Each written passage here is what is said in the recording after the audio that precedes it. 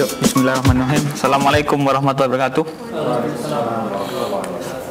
Selamat berpuasa kepada saudara-saudara, sahabat-sahabat, dan kawan-kawan sekalian yang kebetulan berkenan di sore hari ini mengikuti perkuliahan di Jimmy School. Dalam kaitan ini, kebetulan kami bertindak sebagai pemateri yang akan mengambil tema tentang kekuatan pembuktian keterangan saksi dalam perkara pidana. Jadi kaitannya dalam secara hukum, apa sebenarnya saksi, apa keterangan saksi, dan seberapa kekuatan pembuktiannya dalam perkara pidana, itu yang akan kita bicarakan dalam rentang waktu sekitar 1,5 jam ini, menjelang juga menjelang berbuka puasa. Kita mulai. Jadi saksi adalah sebagian dari alat bukti sebagaimana ditegaskan pada pasal 184 KUHP yang menyatakan bahwa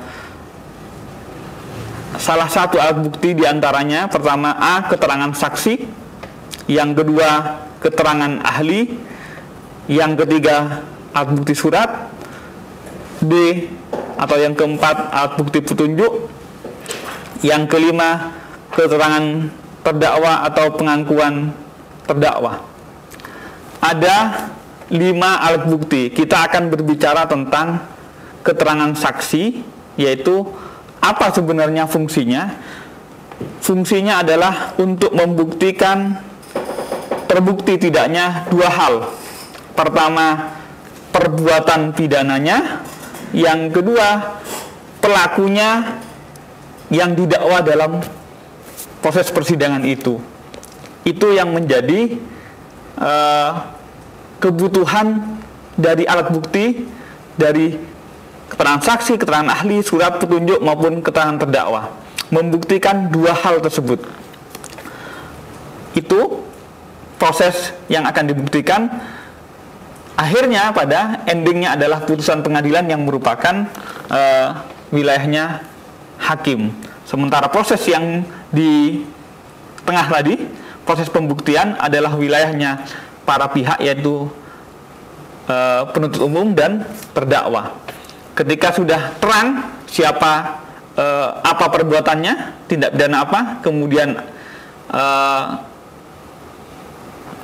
siapa pelakunya, baru akhirnya hakim yang menjadi pemenang atau pemutus dalam memutus pidana yang akan dijatuhkan. Itu posisi saksi dalam proses perkara pidana, mulai penyidikan, penuntutan maupun pemeriksaan pengadilan. Sekarang apa sebenarnya saksi? Siapa saksi?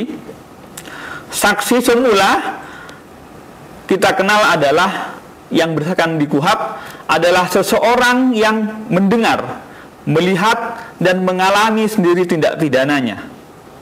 Terbatas pada itu saja. Tidak boleh ada pihak lain. Tapi putusan MK berdasarkan permohonan Pak Yusril kemarin yang berkaitan dengan sistem bakum, beliau mengajukan ke MK memohon agar saksi diperluas, dan kebetulan dikabulkan bahwa yang disebut saksi tidak saja atau tidak selalu yang ia dengar, ia lihat, atau bahkan ia alami sendiri.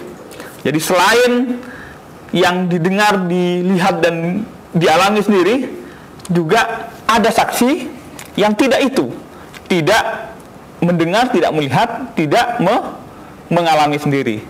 Siapa mereka? Nanti kita akan bicarakan di poin selanjutnya. Kita akan pilih satu persatu. Saksi pertama adalah saksi yang mendengar, melihat, dan mengalami sendiri. Poin kedua adalah saksi yang tidak mendengar, tidak melihat, dan juga tidak mengalami sendiri. Jadi definisinya jelas pada poin pasal 1 angka 26, yaitu yang mendengar, melihat, dan mengalami sendiri. Keterangannya adalah salah satu alat bukti mengenai suatu peristiwa pidana, apa terhadap apa yang ia dengar, ia lihat, dan ia alami yang kemudian diberikan dalam proses pemeriksaan perkara pidana mulai penyidikan, penuntutan, dan pemeriksaan perkara pidana. Yang kedua tadi, landasannya adalah pasal keputusan MK Pak nomor 65 PUU garing 8 tahun 2010. Dasarnya di KUHP tentang kekuatan pembuktian ini diatur pada pasal 185. Detailnya nanti akan kita bahas. Pertama, sesungguhnya bagaimana sekarang untuk mengukur keterangan saksi yang diproduksi oleh seseorang yang ia dengar, ia alami, ia lihat dalam menentukan terbukti tidaknya seseorang melakukan tindak pidana dan memutuskan berapa tahun sanksi pidananya. Apa yang menjadi ukuran kekuatan pembuktiannya? Secara sistematika keilmuan kita pilah menjadi ada 3 komponen untuk mengukur dan menjadi indikator keterangan saksi memiliki kekuatan pembuktian atau tidak. Validitasnya yang patut dinilai atau tidak di perkara pidana. Pertama, secara subjektivitas, yaitu ada sisi subjektivitas, sisi materi apa yang diproduksi diterangkan. Yang ketiga, dari sisi mekanismenya. Kita akan pilih satu persatu ya. Subjektivitas misalnya harus dibawa sumpah, bla bla bla. Kita rinci satu persatu dari sisi subjektivitas. Sisi subjektivitas maksudnya pertama, subjek dia keterangannya diproduksi di bawah sumpah atau tidak. Sebagaimana diatur dalam pasal 160 ayat 3 KUHP, sebelum memberi keterangan, saksi wajib mengucapkan sumpah atau janji menurut cara agamanya masing-masing bahwa ia akan memberikan keterangan yang sebenar-benarnya dan tidak lain daripada yang sebenarnya. Jadi kekuatan pembuktian secara subjektif, artinya secara personalnya dia, itu dinilai apakah yang dia terangkan itu di bawah sumpah atau tidak. Itu satu hal. Ketika di bawah sumpah berarti secara subjektivitas dia mempertanggungjawabkan tidak hanya secara pribadi tetapi kepada Tuhan Yang Maha Esa bahwa apa yang ia terangkan tentang peristiwa tersebut adalah benar. Jadi negara kita mengakui keberadaan sumpah dan janji, bahwa ketika bersumpah dan berjanji apa-apa yang ia terangkan memiliki kekuatan untuk dipercaya bahwa keterangannya benar. Itu satu hal. Lantas bagaimana kalau tidak disumpah? Nanti kita terangkan lebih lanjut. Jadi seseorang untuk memberikan keterangan wajib disumpah atau di bawah sumpah. Yang kedua, pihak-pihak penegak hukum untuk memproses pun dia sebenarnya bukan hanya dalam proses penyidikan penuntutan, semua penegak hukum itu juga atas kekuatan sumpah. Yang memberikan keterangan atas kekuatan sumpah, yang akan mengambil keterangannya juga atas wibawa sumpah dia bahwa dia akan menegakkan hukum secara benar. Yang kedua, bagaimana kalau keterangannya sekarang seseorang tidak di bawah sumpah? Seberapa kekuatan pembuktiannya? Pasal 185 KUHP ayat 7 menegaskan, keterangan dari saksi yang tidak sumpah, yang tidak disumpah, meskipun sesuai dengan keterangan yang lain tidak merupakan alat bukti. Namun apabila keterangan itu sesuai dengan keterangan saksi yang lain atau alat bukti yang lain, ia dapat dijadikan sebagai tambahan alat bukti. Paham konstruksinya? Kalau keterangan dia di bawah sumpah, dia menjadi salah satu alat bukti. Karena untuk memutus nantinya harus didukung 2 alat bukti. Jadi kalau ada saksi memberikan keterangan kesaksiannya di bawah sumpah, dia sudah cukup menjadi satu alat bukti. Kalau ada seseorang menerangkan di muka sidang tetapi tidak di bawah sumpah, apa statusnya? dia hanya supporting terhadap alat bukti yang lain. Jadi bukan merupakan alat bukti, tidak dianggap sebagai satu alat bukti.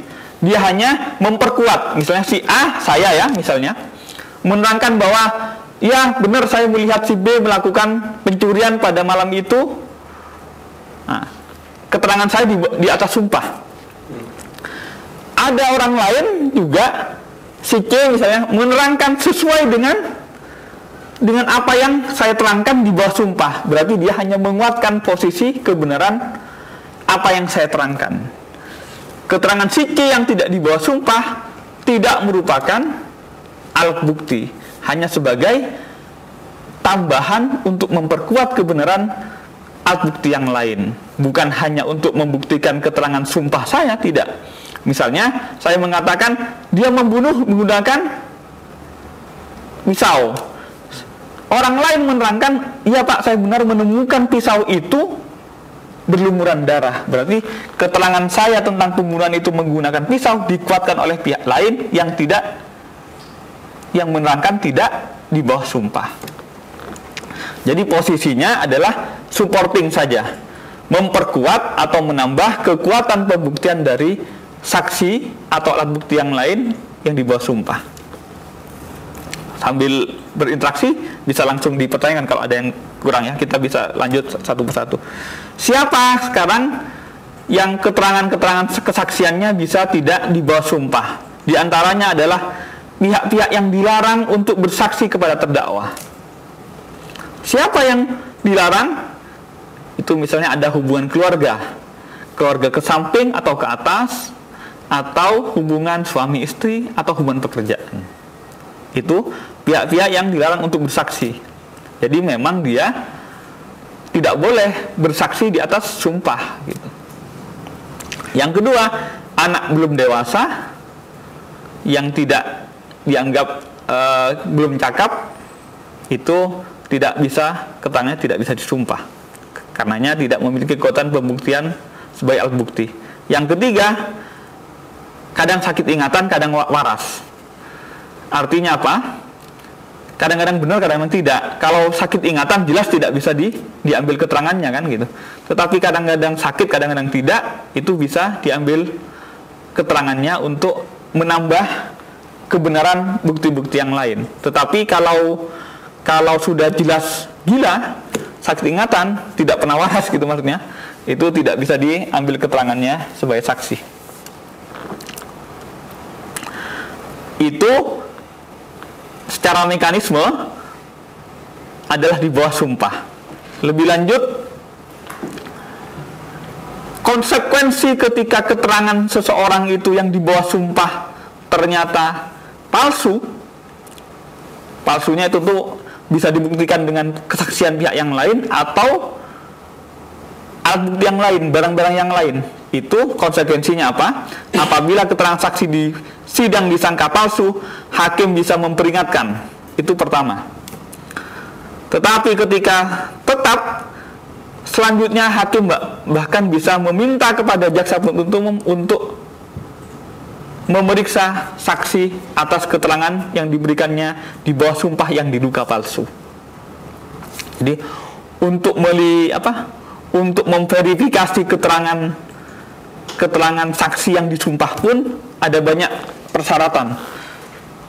Persyaratan hubungan keluarga, hubungan perkawinan, dan bahkan kalau diduga palsu sumpah yang diterangkan di bawah sumpah tersebut, keterangan di bawah sumpah tersebut bisa langsung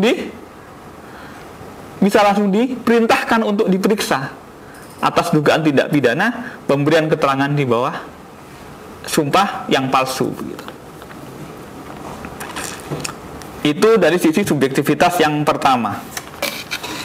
Yang kedua, jadi subjektivitas keterangannya, pribadinya diberikan secara di bawah sumpah. Yang kedua, subjektivitas yang kedua bukan pihak yang tidak dapat didengar atau wajib mengundurkan diri. Siapa saja seperti yang saya katakan tadi. Yang pertama adalah kekeluargaan sedarah atau semenda dalam garis lurus ke atas atau ke bawah sampai derajat ketiga. dari terdakwa atau yang bersama-sama sebagai terdakwa. Derajat ketiga artinya ayah atau kakek. Kalau terdakwanya saya misalnya, yang tidak boleh memberikan kesaksian di bawah sumpah yaitu ayah saya atau kakek saya. Juga ke bawah, anak saya atau cucu saya. Itu tidak boleh memberikan keterangan, artinya wajib bagi dia untuk mengundurkan diri untuk menjamin objektivitas kesaksiannya. Yang kedua, saudara dari terdakwa bersama-sama atau yang bersama-sama dengan terdakwa, baik saudara seibu, sekandung atau saudara sebapak. Juga mereka yang mempunyai hubungan karena perkawinan dan anak-anak saudara terdakwa sampai derajat ketiga. Jadi saudara saya tidak boleh, saudara seibu saya tidak boleh, saudara seayah saya juga tidak boleh. Termasuk juga hubungan karena perkawinan gitu, juga tidak boleh. Suami istri tidak boleh dari terdakwa maupun yang sudah bercerai. Jadi walaupun sudah bercerai pun itu tidak dianggap sebagai pihak yang dapat disumpah memberikan keterangan sebagai saksi dalam perkara pidana. Sampai walaupun sudah bercerai, walaupun saya dengan seandainya dengan si X istri saya, walaupun sudah bercerai pun itu tidak diperbolehkan untuk memberikan keterangan saksi dalam perkara pidana. Yang ketiga, secara subjektivitas yang ketiga yaitu cara hidup dan kesusilaan saksi. Pasal 186 ayat 6 KUHP huruf D utamanya menyatakan bahwa yang menyatakan cara hidup dan kesusilaan serta segala sesuatu yang pada umumnya dapat mempengaruhi tidak dipercayanya keterangan saksi itu dipertimbangkan. Pertama sumpah, yang kedua hubungan dengan terdakwa, hubungan keluarga, hubungan suami istri, yang ketiga cara hidup dari saksi. Cara hidup ini sebenarnya tidak secara limitatif diterangkan di KUHP, tetapi yang biasa menjadi ukuran misalnya apakah dia pemabuk, apakah dia penjudi, apakah dia memang dikenal terbiasa berbohong gitu. Nah, atau juga bisa kadang-kadang ternyata dia residif gitu. Nah, jadi nilai-nilai atau perilaku yang di masyarakat yang bisa dinilai menjadi penilaian bagi majelis bahwa dia cukup layak untuk tidak dipercaya karena pemabuk, karena penjudi, karena pembohong, atau karena residif misalnya, itu menjadi ukuran bahwa keterangannya secara subjektivitas tidak cukup layak untuk dipercaya atau tidak cukup memiliki kekuatan pembuktian. Itu tiga hal dari sisi subjektif. Subjeknya itu mau memberikan keterangan di bawah sumpah, yang kedua subjeknya itu tidak ada hubungan, yang ketiga subjeknya memiliki cara hidup yang baik atau tidak. Itu secara personality dari saksi. Yang kedua sekarang kepada keterangan yang diproduksi. Karena bagaimanapun saya misalnya yang dinilai kan tadi subjeknya saya, sekarang yang kedua apa yang diterangkan. Bisa dipahami kan? Tadi subjek yang menerangkan, yang kedua sisi apa yang diterangkan, materi atau substansi apa yang diterangkan. Penilainya ada tiga hal. Kalau keterangan yang saya sampaikan atau saksi serangkan itu memiliki kesesuaian dengan keterangan saksi yang lain, berarti cukup memiliki kekuatan pembuktian.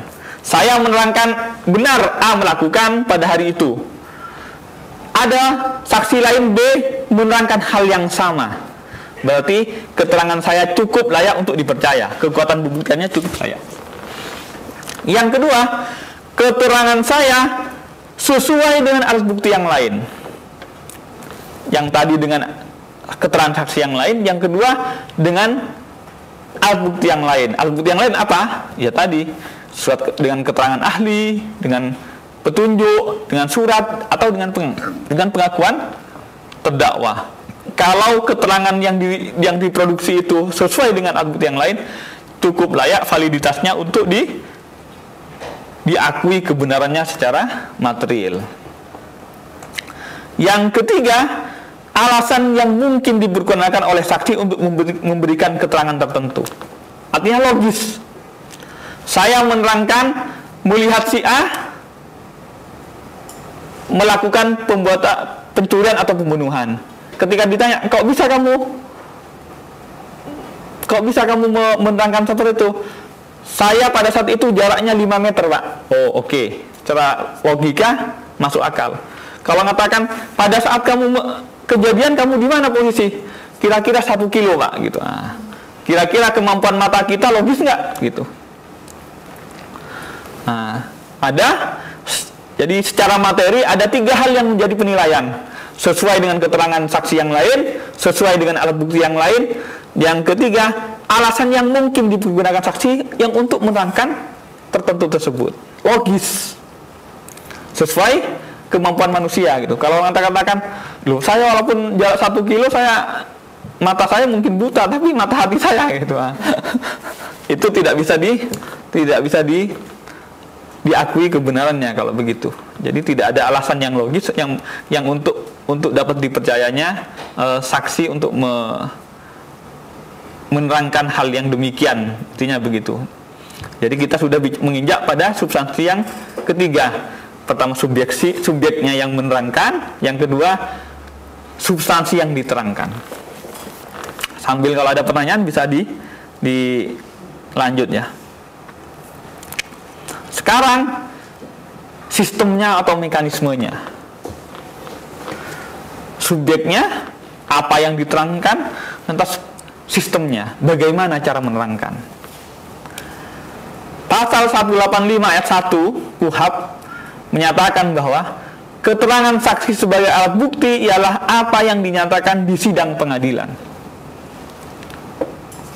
Jadi ABC-nya yang diterangkan saksi itu dinilai memiliki kekuatan pembuktian hanya apa-apa yang diterangkan di muka sidang, di hadapan hakim, antara penuntut dan ada terdakwanya. Kalau ada penasihat hukumnya berarti di hadapan penasihat hukum juga. Itu apa artinya? Kesaksian saksi sebelum persidangan tidak dianggap memiliki kekuatan pembuktian. Pada saat penyidikan bagaimana, Pak? Pada saat penuntutan bagaimana? Itu dianggap hanya mengantarkan untuk menyusun dakwaan, untuk menghadapkan terdakwa ke muka sidang. Kebenarannya apa yang dinyatakan kembali oleh saksi di muka sidang. Ketika konsekuensinya, ketika kesaksiannya berubah, apa yang diambil sebagai keterangan saksi adalah apa yang diutarakan di muka sidang. Yang di BAP, kalau memang saksi menyatakan bahwa kesaksian di penyidikan atau penuntutan itu di bawah tekanan, disiksa, macam-macam, itu secara logis bisa mengatakan apa yang diterangkan di BAP di penyidikan itu tidak benar. Apa yang saya terangkan Pak Hakim, apa yang saya terangkan di muka sidang ini, begitu. Yang sebelum dan sesudahnya tidak dianggap. Itu yang menjadi tanggung jawab oleh penuntut umum maupun penasihat hukum menentukan kebenaran apa-apa yang diterangkan sebelumnya. Yang diterangkan di polisi, diterangkan di penuntut umum tidak dianggap memiliki kekuatan pembuktian sebelum diakui benar oleh saksi di muka sidang. Jadi pasti akan diutarakan. Pertama-tama akan dipertanyakan kepada saksi. Saksi, Anda sudah disidik sebelumnya tanggal ini. Anda tetap pendiriannya atau keterangannya sebagaimana BAP atau tidak? Gitu. Pasti dipertanyakan gitu. Saksi bisa menyatakan tetap atau juga menerangkan untuk tidak. Kalau tidak harus diterangkan alasan mengapa tidak.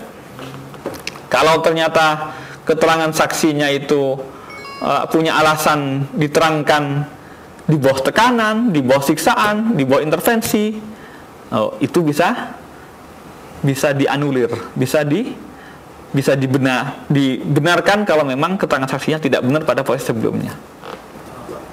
Berarti itu untuk perlindungan saksi kira-kira dalam undang-undang itu ada nggak? Kalau seandainya saksi tadi kan dalam proses selama untuk memberikan keterangan itu dia ditekan, terus ada ancaman segala macamnya itu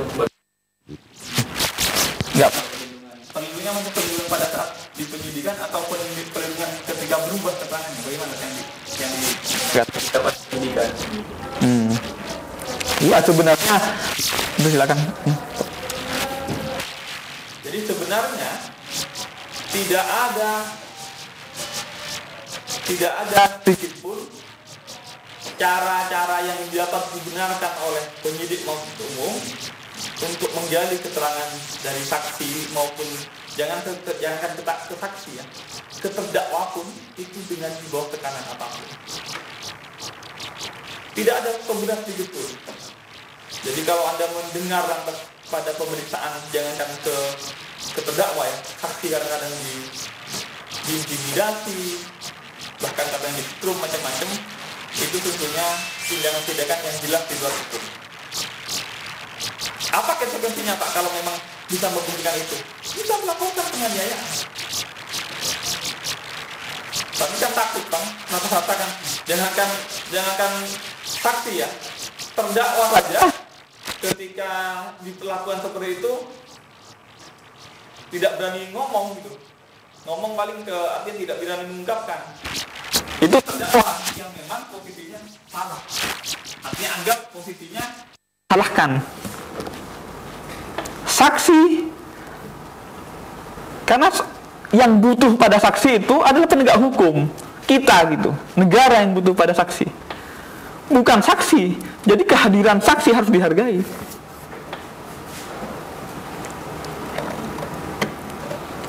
Apa jaminannya? Jelas itu perbuatan pelanggaran hukum, jelas penganiayaan. Kalau memang bentuknya penganiayaan, misalnya katanya didengar ada disulut rokok macam-macam. Ini kan kita seandainya memang ada terbukti gitu, ya bisa membuktikan, bisa saja minta visum bahwa kejadiannya disiksa atau macam-macam, bisa minta visum dan bisa menuntut gitu.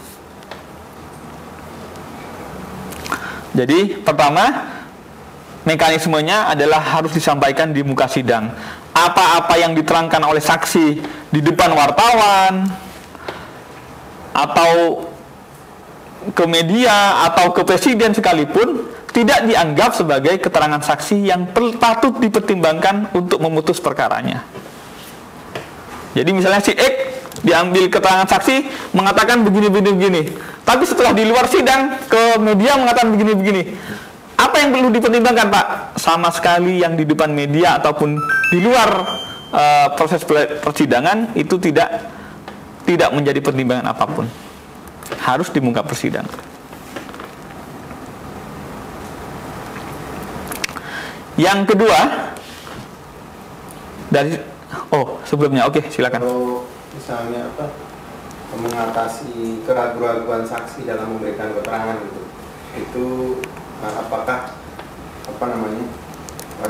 proses kesaksiannya itu dapat disahkan sebagai alat bukti atau dari hakim maupun penuntut umum minta dia untuk mengulangi keterangannya atau bagaimana? Karena kan banyak yang misalnya pada saat dia disidik oleh polisi di BAP bilang A, terus nanti di persidangan bilangnya B, dan statusnya saya cabut BAP saya yang saya sudah sampaikan di polisi itu statusnya seperti apa untuk kesaksian di hadapan pengadilan, diakui sebagai kesaksian yang murni benar atau dalam kondisi keraguan.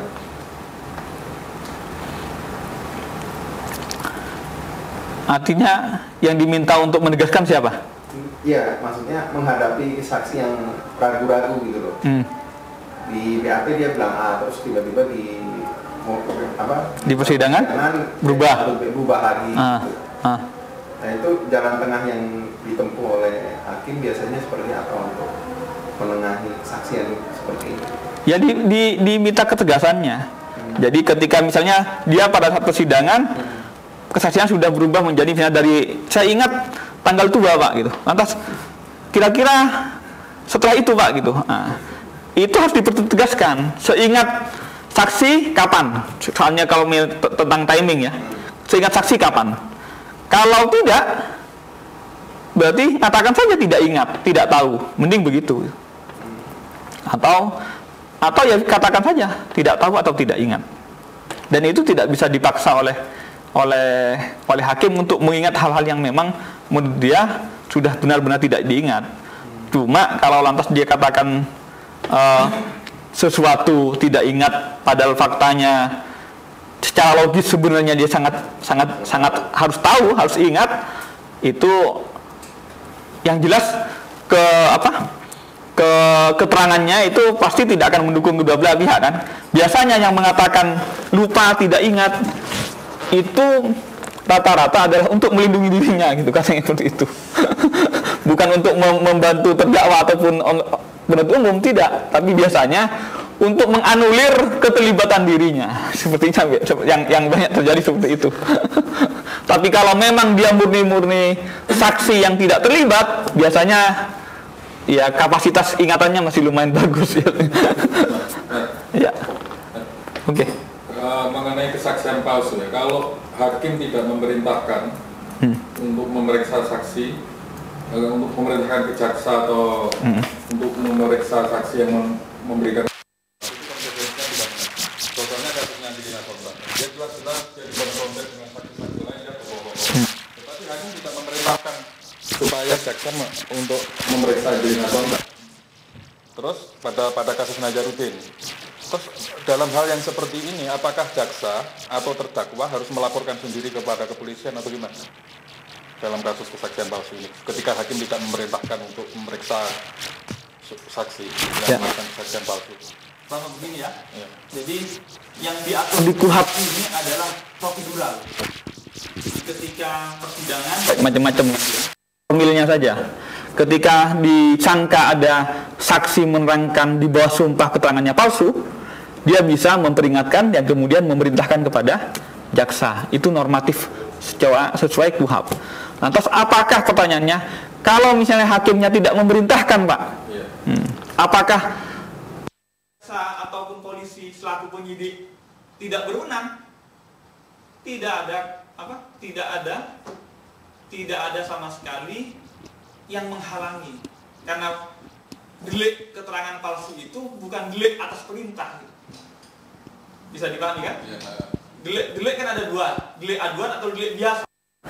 Tetapi artinya ketika hakim tidak memerintahkan untuk jaksa memeriksa saksi, itu artinya dia kan membenarkan keterangan saksi. Kenapa? Jelas-jelas keterangannya keterangan palsu.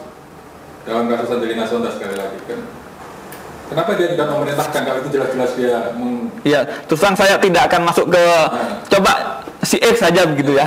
Karena kebetulan saya tidak ikut di sidangnya si Sondakh gitu, Angelina gitu. Jadi seandainya memang diterangkan misalnya dia jelas-jelas keterangan palsu. Jelas-jelas palsu. Perkara memerintah atau tidak itu memang sudah wewenangnya hakim ya. Namanya wewenang itu bisa dilakukan atau tidak. Tapi bagi penyidik kalau memang melihat ada keterangan yang diberikan di bawah sumpah ada palsu, tanpa diperintah pun sebagai penegak hukum dia bisa dipahami ya? Tapi dari sisi hakimnya, artinya secara logika ketika dia mengetahui bahwa kesaksian itu palsu dan dia tidak memerintahkan, ini kan cacat ya, menurut saya.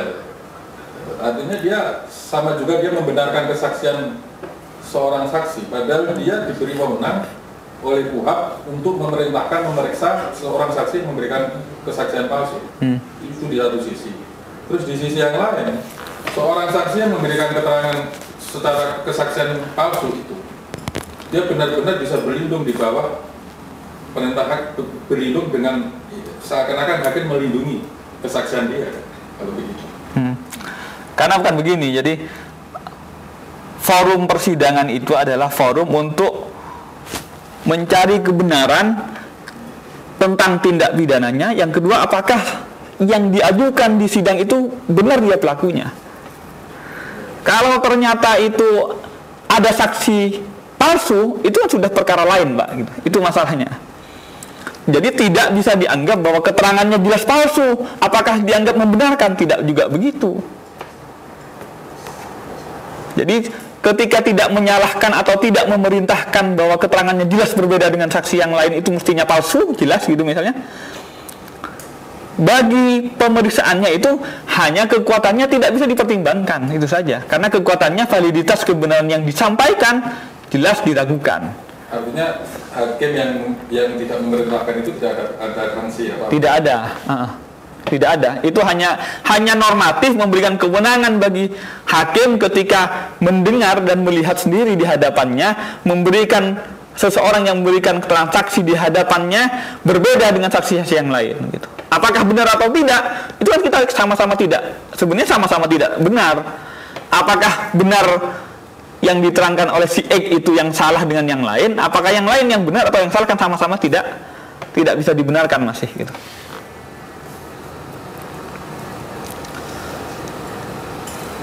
Oke, itu dulu ya. Kami lanjutkan dulu karena masih ini mekanismenya tadi harus dihadapkan di muka sidang. Yang kedua, tidak adanya pembatasan pengajuan saksi.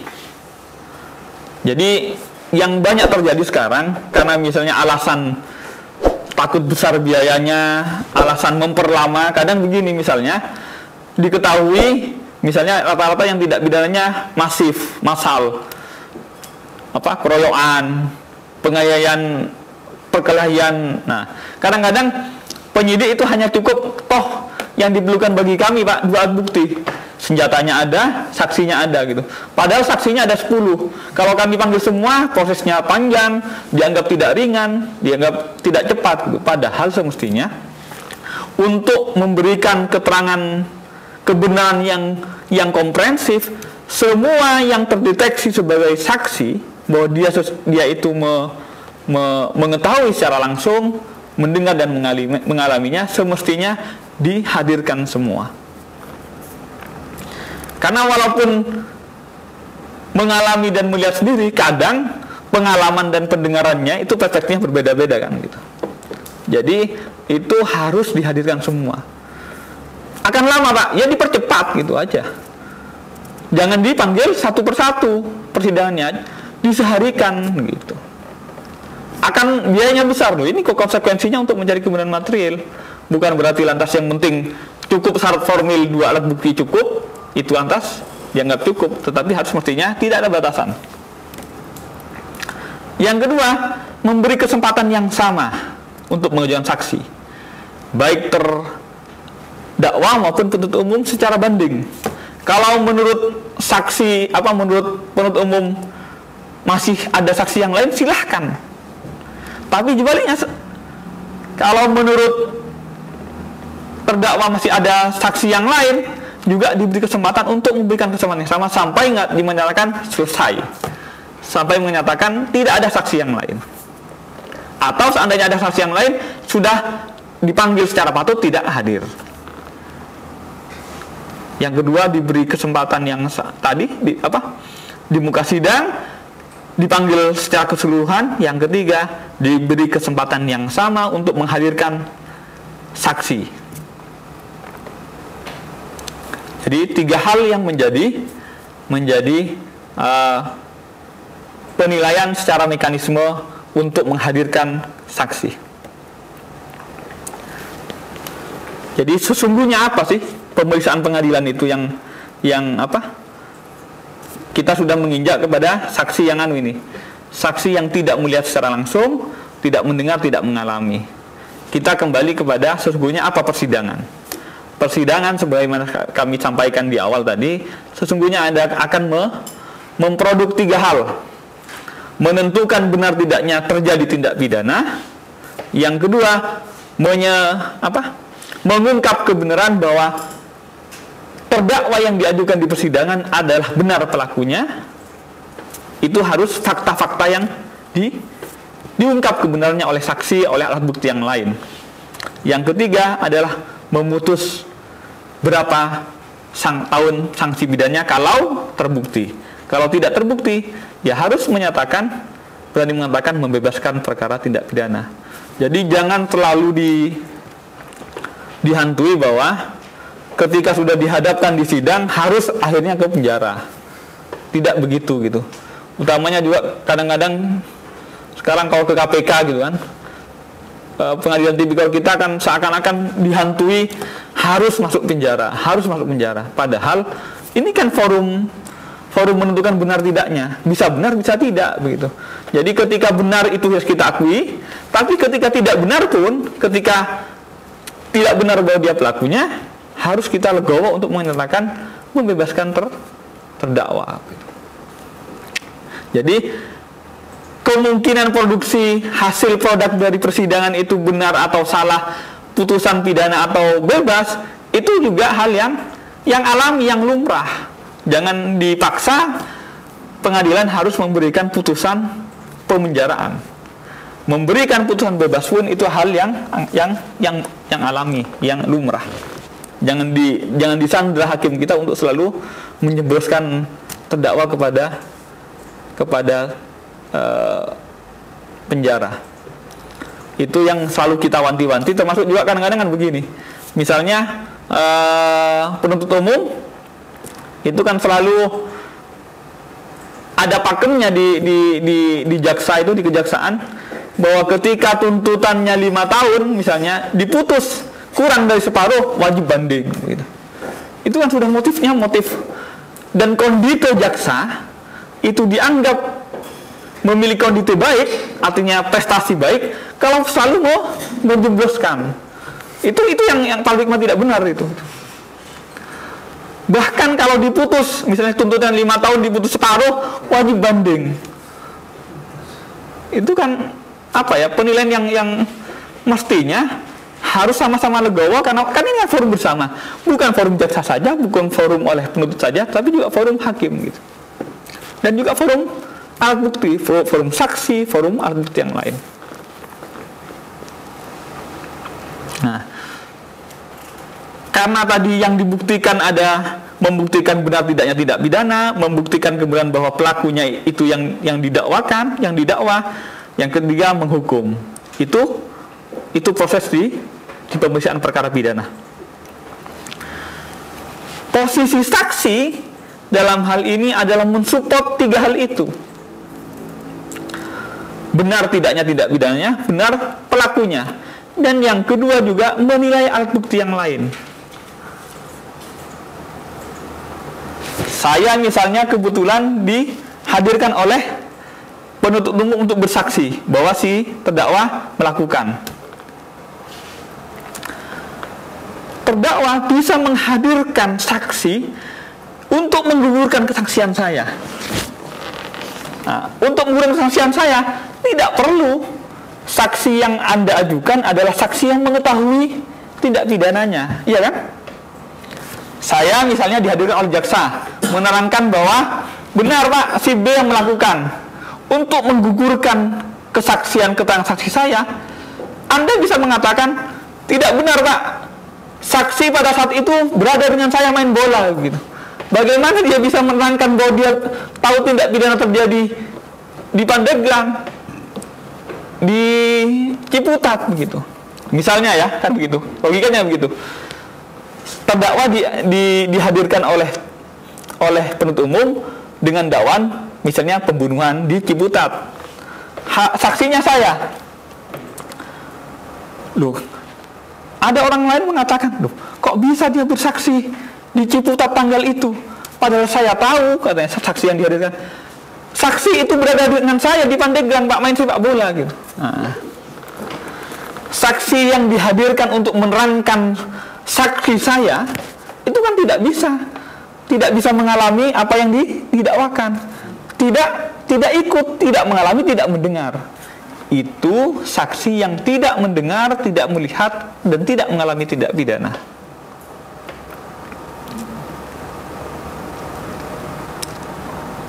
Bisa dipahami. Contoh juga misalnya pembunuhan, ini sudah ada kasusnya, sudah diputus. Pembunuhan di Laptop Cafe. Oh, ya. Raffi kalau nggak saya, Raf ya. Skytrop itu anunya, cafe Skytrop ya nggak saya. Nah, Skytrop Cafe. Itu terungkapnya siapa pelakunya itu karena saya misalnya supir. Di kafe itu ada pembunuhan. Pembunuhnya keluar. Naik taksi. Nah, di taksi itu si pelaku nelpon ke seseorang, nggak tahu mungkin ke si yang nyuruh atau bosnya. Sudah beres bos. Di TKP artinya sudah dilakukan perintahnya dan sudah terkapar gitu. Supir taksi itu tidak tahu bahwa ada pembunuhan, tapi dia curiga. Setelah mengantar ke tempat yang ditunjuk oleh penumpang, dia kembali. Dia baru tahu bahwa ada pembunuhan. Dia kemudian melapor, Pak, saya pada saat ini malam itu saya mau mengantar si X. Saya memang tidak tahu kejadiannya, tapi saya menilai dari pembicaranya kayaknya dia pelakunya. Gitu. Nah, dari situ polisi menelusuri di mana diturunkan. Dari situ. Jadi saksi ini tidak melulu yang mendengar, melihat, dan mengalami. Kalau lantas menunggu yang mengalami, berarti harus yang ada di depannya gitu. Bagaimana kalau yang tidak ada saksi yang lain? Itu yang menjadi dasar MK untuk memberikan pengabulan pada putusan permohonan Pak Yusril.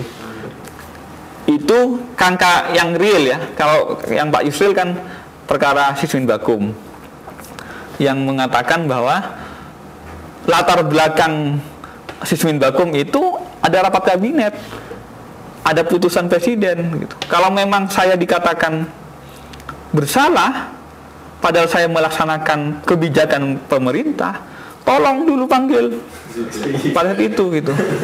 SBY pada itu bukan presiden, masih sama-sama kabinet, Menko Polhukam pada itu, presidennya Megawati gitu. Makanya dia minta dihadirkan. Jangan hanya dipotong pada saat pelaksanaannya, tapi ini sebagai bagian dari kebijakan gitu. Artinya rentetan ke belakangnya harus juga ditelusuri begitu. Berarti saksi dengan adanya putusan MK, saksi tidak harus berada di tempat kejadian. Bukan hanya tidak ada tempat kejadian. Tidak mendengar, tidak melihat, tidak kan mendengar itu kan bisa saja pakai HP sekarang kan. Anda kejadiannya di sana, kebetulan misalnya begini ya, mohon maaf ya, misalnya keluarga Anda pas Anda telepon ternyata ada perampok ditikam berteriak gitu kan. Padahal itu pada telepon ke Anda jelas tidak di situ, tapi kan mendengar suaranya gitu kan. Nah, ini lebih dari itu, tidak mendengar, tidak melihat, dan tidak mengalami. Jadi ada lapis-lapisannya. Pertama tentu yang memiliki kekuatan pembuktian yang utama tentu yang mendengar, melihat, mengalami, karena dia bisa menerangkan peristiwa pidananya. Putusan MK-nya berapa?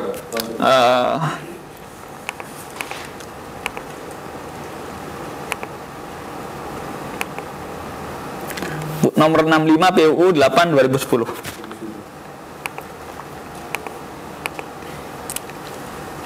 Kita sampai di saksi yang tidak yang tidak mendengar, tidak melihat, dan tidak mengalami secara langsung. Jadi bukan hanya itu ya, saksi yang menerangkan, misalnya juga tadi kan menerangkan saksi gitu, menerangkan terdakwanya. Oleh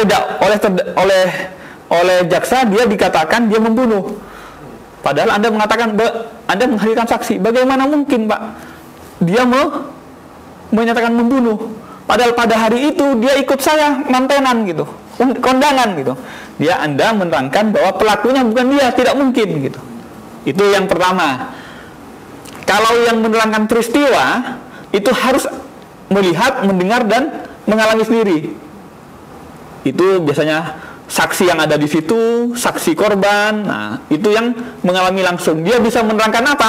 Bisa menerangkan peristiwa pidananya apa, siapa pelakunya. Yang kedua, saksi yang akan menerangkan pelakunya. Itu untuk menegasikan.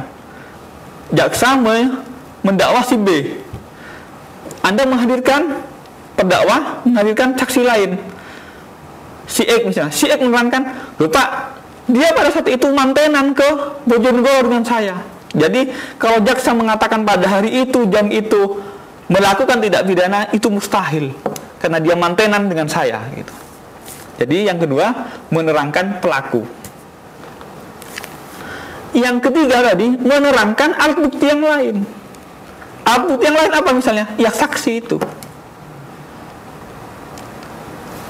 Jaksa menghadirkan saksi si X. Anda menghadirkan saksi si B mengatakan, nggak mungkin si X itu bisa bersaksi. Si X itu dengan saya, begitu. Jadi, saksi ada 3 lapis. Menerangkan peristiwa dan pelakunya, menerangkan pelakunya, atau menerangkan alat bukti yang lain. Alat bukti yang lain bisa saksi, bisa surat, bisa barang bukti yang lain, petunjuk gitu. Tapi tidak mungkin menerangkan keterangan ahli. Kalau keterangan ahli mau diterangkan lagi oleh saksi tidak mungkin gitu. Sekalian apa? Bukan kuliah juga praktek persidangan ini. Jadi Anda bisa menghadirkan saksi-saksi siapa? Itu 3 lapis itu.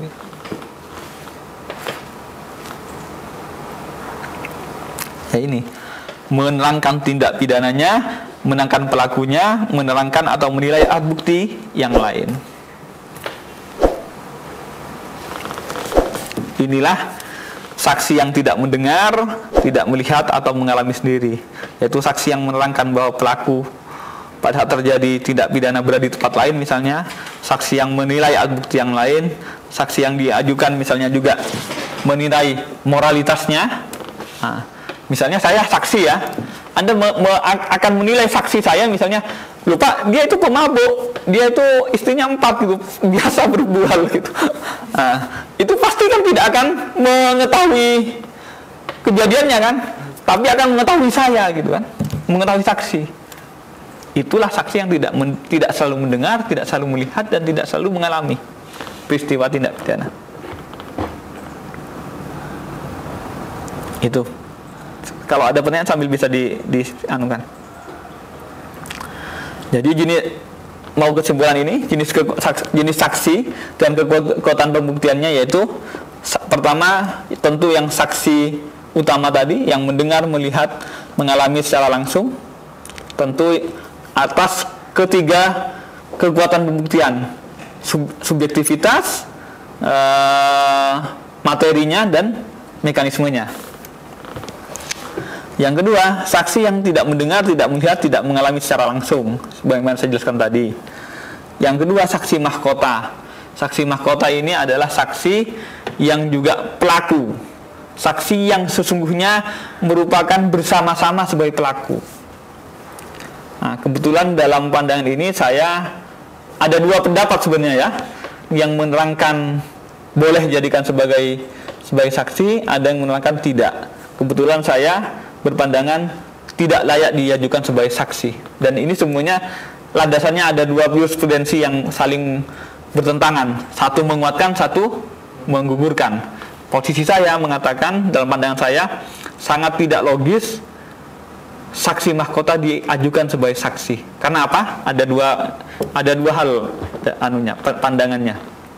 Pertama, dalam kapasitas terdakwa secara internasional, sistem peradilan pidana secara internasional diakui terdakwa itu memiliki hak untuk berbohong, hak untuk mengingkar.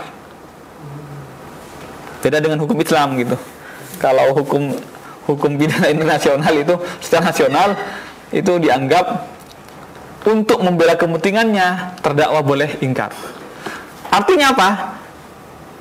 Ketika diperhadapkan memberikan keterangan untuk dirinya sendiri, dia tidak di bawah sumpah, tapi untuk temannya yang sebenarnya seiring melakukan tindak pidana, dia disumpah. Artinya 2 mekanisme yang sudah bertolak belakang. Itu yang saya maksud tadi itu kan, yang kasus AS itu tadi kan, dia sebagai saksi. Ya.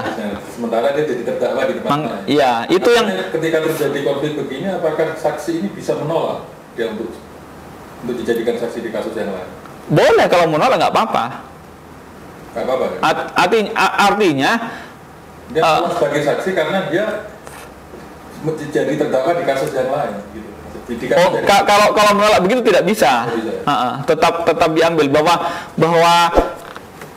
bagi hakim,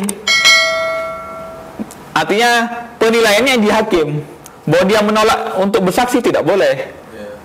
Tetapi bagi hakim menilai, oh dia saksi dalam perkara ini si X, padahal dia teman seiring si X di perkara yang lain, cuma di-split, itu tidak boleh.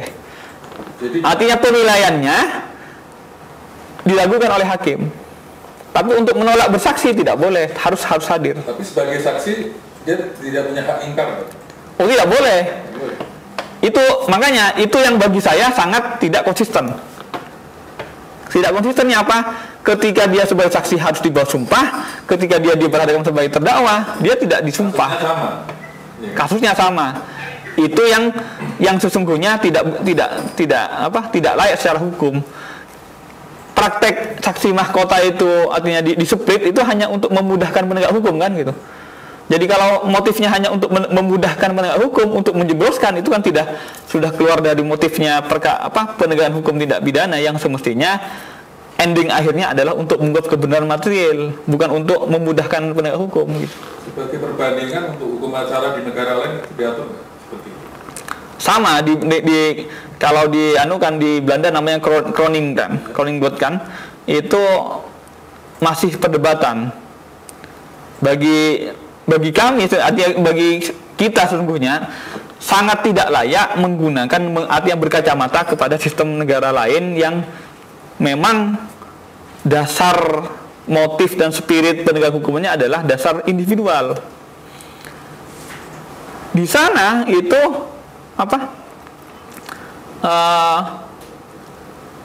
penasihat hukum berhak untuk tidak objektif, berhak untuk membela subjektivitas terdakwa. Demikian juga penasihat hukum, penuntut umum atas dasar-dasar yang objektif berpandangan secara subjektif. Kalau hakim atas dasar-dasar yang objektif berpandangan secara objektif. Itu pandangannya Mr. Trapman. Kalau hukum Indonesia tidak begitu. Penegak hukum siapapun, baik hakim, penasihat hukum maupun jaksa, itu menegakkan kebenaran, tidak menegakkan subjektivitas masing-masing, tidak gitu. Tapi kalau saksi yang jadi terdakwa itu dia bilang bahwa saya tidak mau memberikan kesaksian karena saya jadi terdakwa di kasus. Tidak boleh, tidak ada hak untuk menolak begitu. Meskipun itu kesaksian dia nanti akan memberatkan dia. Iya. Makanya yang tadi kesaksian dia yang mengatakan tidak ingat lupa itu kan hanya karena kepentingan melindungi kepentingannya. Jadi mending ngomong lupa aja kalau gitu. Tidak ingat lupa, padahal tahu. Kalau tidak mau memberikan jawaban nggak boleh. Tidak bisa. Mengatakannya dengan tidak ingat, tidak lupa. Saya tidak bisa menerangkan lagi begitu. Artinya karena sudah lupa gitu. Itu alibi yang bagi saksi untuk melindungi dirinya sebenarnya gitu, bukan untuk menerangkan. Tapi ketika dia jadi saksi dia ngomong jujur ya. Tapi ketika dia nanti di sidang jadi terdakwa, dia mengingkari kesaksian dia di kasus yang lain ini nanti gimana? Jadi apakah hakim pada yang menghakimi dia sebagai terdakwa ini bisa mempertimbangkan kesaksian dia di tempat lain? Seandainya terdakwa itu membawa PAP-nya, Anda dalam perkara ini menerangkan begini loh. Sekarang Anda menerangkan begini, mana yang benar?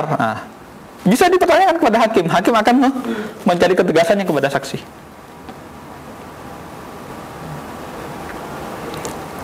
Termasuk juga misalnya itu tadi, misalnya dia di koran berkuar-kuar seperti ini, A, B, C, D, D. Ketika di sidang tidak gitu. Kalau misalnya penasihat hukum terdakwa mengatakan, Anda berkatakan begini loh, kok di sini begini? Bisa mengkonfirm itu yang penting adalah harus apa-apa yang diterangkan di sidang begitu. Jadi bisa menghadirkan BAP, bisa menghadirkan media, Misalnya ada koran yang mengatakan begini. Nah, atau juga misalnya si X ternyata pernah berkeluh kesah kepada seseorang. Nah, dihadirkan orang tersebut, dikonfrontasi begitu, untuk mencari kebenaran material. Atau dia berdalih ketika jadi saksi, dia dipaksa. Ya bisa. Itu jadi dia ngomong ketika saya jadi saksi kemarin, saya mau ngomong begitu terpaksa karena dipaksa oleh penyidik begini-begini. Iya, tidak hanya penyidik, juga dipaksa oleh keluarganya si terdakwa, bisa begitu.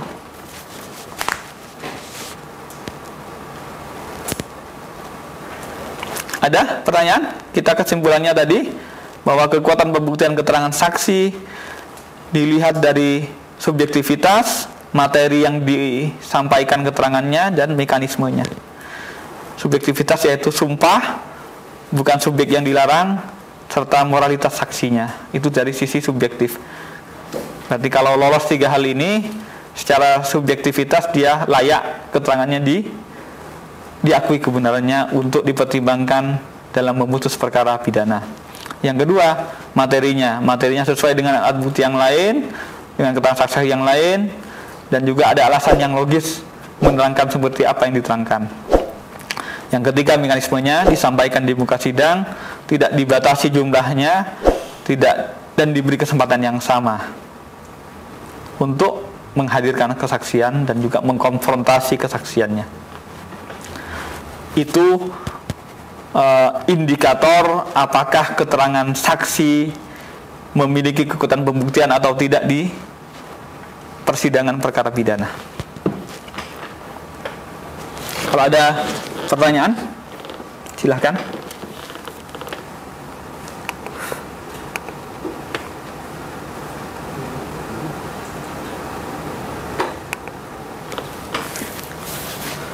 Berarti ini dong, yang ini ke bahan kajian yang Bapak lakukan soal masalah inkonsistensi itu. Menurut Bapak itu mana yang lebih baik? Apakah seorang si A itu seharusnya hanya jadi saksi saja, lalu dia tidak seharusnya jadi terdakwa, atau jadi terdakwa saja tanpa harus jadi saksi? Gitu. Kalau menurut Bapak? Iya, begini kan. Jadi utamanya yang saksi mahkota tadi kan, saksi yang juga ternyata terdakwa di kasus yang lain karena di-split. Sebenarnya dia saksi dalam atau terdakwa dalam perkara yang sama gitu kan. Nah, jadi sesungguhnya motif diakuinya saksi mahkota dalam perkara pidana itu sesungguhnya ketika tidak ada saksi yang lain, tidak ada bukti yang lain untuk menjebloskan terdakwa, tidak mungkin akhirnya dipilah-pilah saksinya. Misalnya 5 orang, si A perkara yang ke-1, ini ke-2, ini ke-3, ini ke-4, ini ke-5 gitu kan. Saksinya ketika si A, C, B, D, E. Yang ini A, C, ya gitu. Itu sebenarnya kan motifnya hanyalah motif untuk menjebloskan terdakwa. Mestinya kalau memang motifnya untuk kebenaran, tidak boleh ini di-split. Penyeplitan yang untuk memudahkan penegakan hukum itu saja motifnya jelas, hanya memudahkan menjatuhkan pidana. Padahal tujuan pidana bukan menjatuhkan, tetapi mengungkap kebenaran dulu. Benar tidak peristiwanya gitu. Kalau memang benar, pasti akan ada pengakuan kan gitu. Kalau memang benar, seandainya ini berbohong, 4 orang ini bisa ngakui kok gitu. Ini terjadi di pembunuhan yang ada salah seorang wartawan media Radar Bali, 3 orang pada saat pemeriksaan penyidikan ngakui, pada saat penuntutan dipengaruhi, sang satu menolak gitu. Kadang sudah disatukan perkaranya. Akhirnya tetap dihukum karena 2 orang mengakui gitu. Dari pengakuan ini lantas bisa ditelusuri alat bukti yang lain menggunakan apa, akhirnya ada barang bukti, ada petunjuk begitu.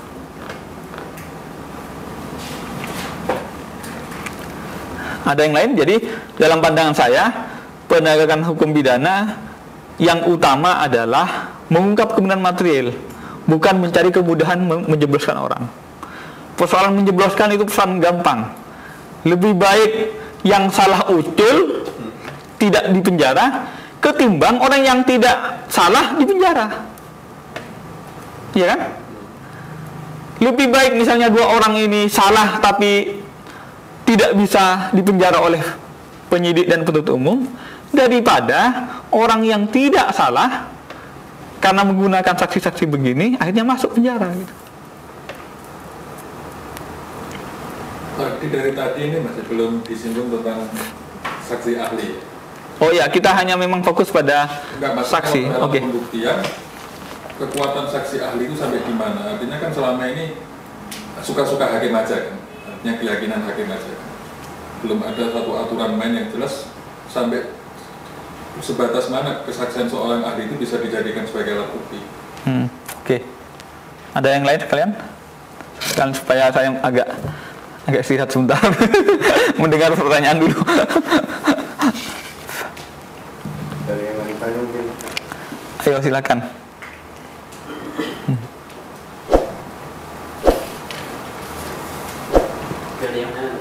Hah? Ada yang lain? Silakan. Di tempat saya nggak kelihatan. Ini Pak, itu Pak. Oh, iya, tapi siapa penanyanya nggak muncul.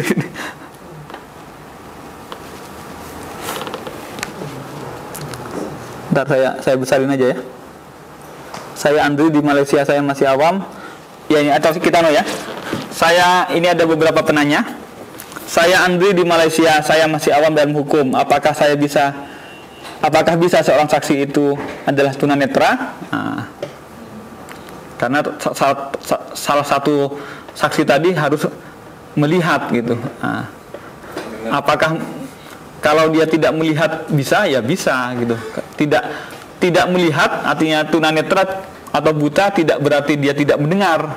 Atau kebetulan misalnya dia korban, dia dicopet, dia dianiaya, dia walaupun tidak tahu siapa pelakunya, tapi mungkin dari pegangan tangannya sudah kerasa siapa, atau dari suaranya gitu.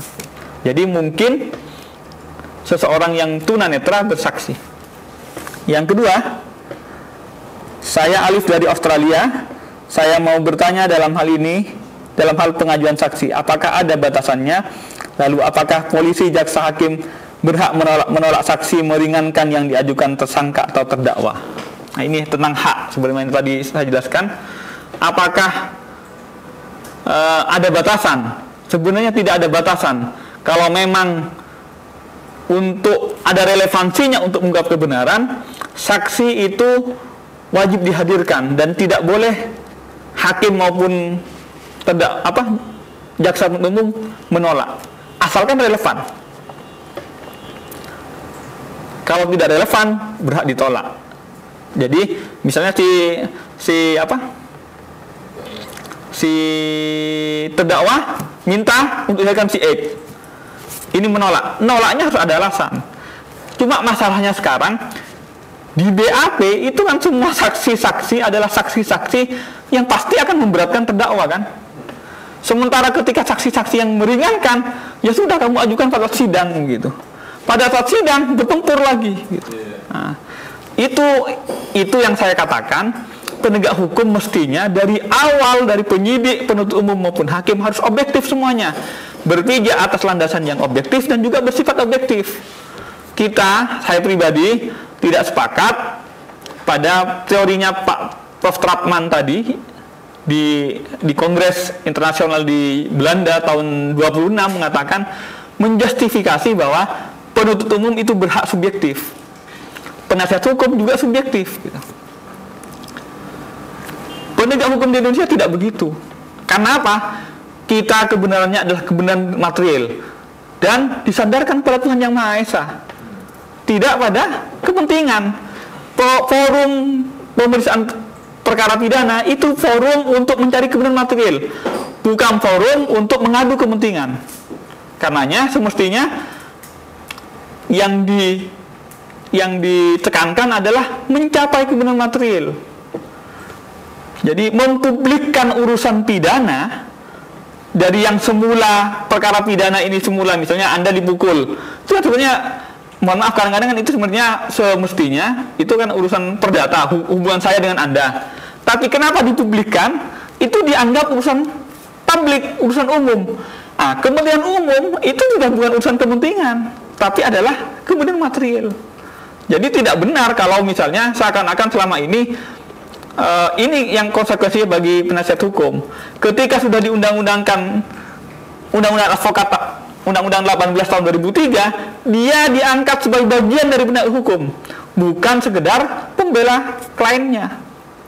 Dia disumpah untuk menegakkan kebenaran material kepada Tuhan Yang Maha Esa, bukan sekedar membela kepentingan kliennya. Selama ini masih sikapnya tetap gitu. Kalau sebelum Undang-Undang 18 2003 masih memungkinkan si advokat untuk membela kepentingan klien ansih, tidak ada pertanggungjawaban hukum kepada kebenaran material, itu oke. Tapi ketika sudah diangkat dan diundangkan Undang-Undang 18 2003, penasihat hukum juga harus bertindak secara objektif untuk menegakkan kebenaran material, untuk menegakkan hukum, untuk kepentingan umum, tidak lagi untuk hanya sekedar kepentingan kliennya saja. Menginjak ke pertanyaannya Mas tadi, bagaimana misalnya juga saksi ahli. Jadi yang perlu ditekankan ini kehadiran dulu ya. Kehadiran saksi siapapun, baik diajukan oleh terdakwa maupun diajukan oleh jaksa, harus dianggap untuk kebenaran material. Harus dianggap untuk mencari atau mengungkapkan fakta-fakta yang benar. Bukan lantas ketika misalnya diajukan oleh terdakwa, diajukan oleh penuntut umum dianggap memberatkan. Faktanya kan tidak kan? Diajukan oleh JPU, tapi juga ternyata membenarkan oleh terdakwa. Tapi sebaliknya juga diajukan oleh terdakwa ternyata membenarkan JPU. Itu faktanya gitu. Jadi semestinya tidak lagi dikatakan saksi acak maupun adik cac gitu. Karena kehadirannya adalah kehadiran untuk mencapai kebenaran material, untuk forum kepentingan umum, tidak lagi kepentingan terdakwa maupun JPU. Demikian juga saksi ahli. Saksi ahli harus dianggap ada kesaksiannya untuk menerangkan secara objektif. Dipanggil oleh jaksa pun maupun dipanggil oleh terdakwa. Keterangannya juga keterangan disumpah. Apa yang diterangkan disumpah itu kebenarannya bukan kebenaran untuk kepentingan terdakwa maupun jaksa, tetapi juga kebenaran asal dasar keilmuan dia yang dia pertanggungjawabkan pada Tuhan Yang Maha Esa gitu. Sudah tanggung jawabnya sudah dia pribadi pada Tuhan kok gitu. Kok kita masih tidak percaya? Kok masih kita menganggap itu kepentingannya terdakwa atau kepentingannya jaksa gitu?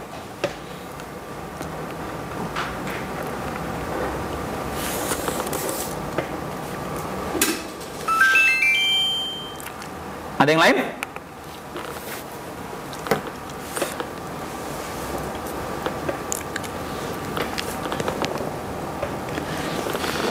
Ini dari luar negeri semua, dari Malaysia dan Australia yang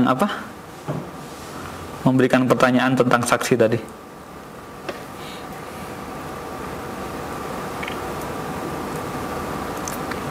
Ada yang lain?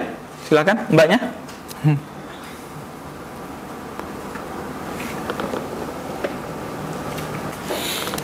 Jadi itu semestinya ya, tetapi memang aturan-aturan kita masih masih memperhadapkan seakan-akan dalam forum persidangan adalah forum kepentingan.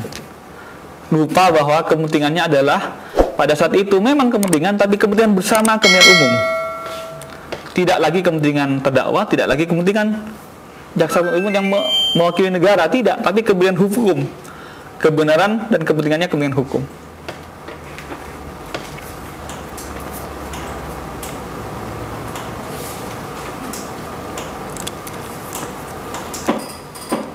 Ada? Silakan. Kalau kita sekiranya tidak ada pertanyaan lain, kita cukupkan. Kita pada kesimpulan tadi bahwa yang kita kenal kekuatan saksi termasuk juga saksi ahli, sesungguhnya dia tidak bisa dianggap sebagai saksi yang berkepentingan, karena kebenaran yang diterangkan sudah di bawah sumpah. Kecuali keterangannya tidak di bawah sumpah, berarti bisa dianggap bias kepentingan masing-masing pihak. Karena kalau sudah di atas sumpah, harus harus diakui bahwa kebenarannya yang bisa dipertanggungjawabkan kepada Tuhan Yang Maha Esa, pada Allah Subhanahu wa taala, pada yang masing-masing sesuai masing-masing agamanya. Oke, begitu saya akhiri kekuatan pembuktian keterangan saksi dalam perkara pidana. Kami close bahwa kekuatannya ada pada 3 indikator. Pertama, subjektivitas, kedua, materi, dan bagaimana mekanisme pengungkapannya. Akhirul kalam, demikian kuliah online dari Cimli School. Kami Nurul Gufron menyatakan mohon maaf kalau ada hal-hal yang sekiranya salah, dan juga keterlambatan jam tayang tadi yang semestinya jam 13.30 menjadi jam 14.30. Akhirul kalam, wassalamualaikum warahmatullahi wabarakatuh.